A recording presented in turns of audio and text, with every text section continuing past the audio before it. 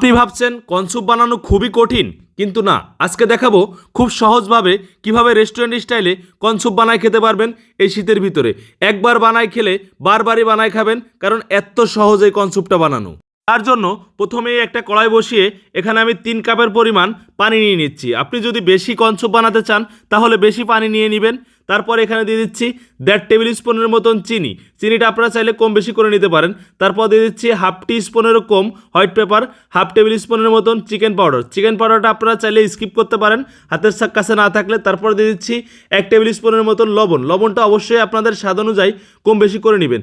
তারপর এখানে নিয়ে নিয়েছি আমি চিকেন কিমা আর হচ্ছেন সুইটকর্ন। সুইটকর্ন যদি আপনাদের হাতের কাছে না থাকে, না দিলেও সমস্যা নাই, বাসায় বানালে সুইটকর্ন ছাড়াও বানায় খেতে পারবেন।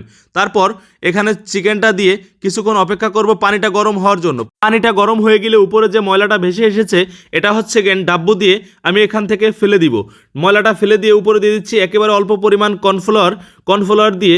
তারপরে দিয়ে দিচ্ছি ডিম, 3টা ডিম। কর্নফ্লাওয়ারটা আপনারা যে কোনো মুদি দোকানে যাই বললেই দিয়ে দিবে, বা যে কোনো মুদি দোকানে থাকে। ডিমটা দিয়ে আস্তে আস্তে ডাব্বুটা লাড়াচাড়া করলেই হয়ে যাবে কর্নস্যুপের একটা শেপ। তারপর আপনারা ঘন চাইলে ঘন করে নিতে পারবেন আর একটু কর্নফ্লাওয়ার দিয়ে, বা পাতলা চাইলে পাতলাও করে নিতে পারবেন। ব্যাস তৈরি হয়ে গিয়েছে রেস্টুরেন্ট স্টাইলে খুবই সুস্বাদু কর্নস্যুপ, যেটা কিনা আপনারা অনেক টাকা দিয়ে কিনে খান, বাসায় এত সহজেই বানাতে পারবেন। তারপর উপরে দিয়ে দিচ্ছি 2 টেবিল স্পুনের মতন বাটার অয়েল। বাটার অয়েলটা আপনাদের কাছে না থাকলে স্কিপও করতে পারবেন, যেহেতু আপনারা বাসায় বানায় খাবেন তাহলে বাটার অয়েলটা না দিলেও হবে। এই রেসিপিটা আপনার ভালো লাগলে একটা শেয়ার দিয়ে রাখেন, যেন আপনি বানানোর সময় খুব সহজে ওখান থেকে দেখে নিতে পারেন।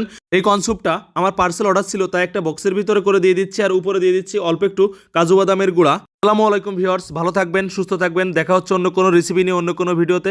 আর আপনি কোন জেলা থেকে আমার ভিডিওটা দেখছেন অবশ্যই কমেন্ট করে জানাতে ভুলবেন না।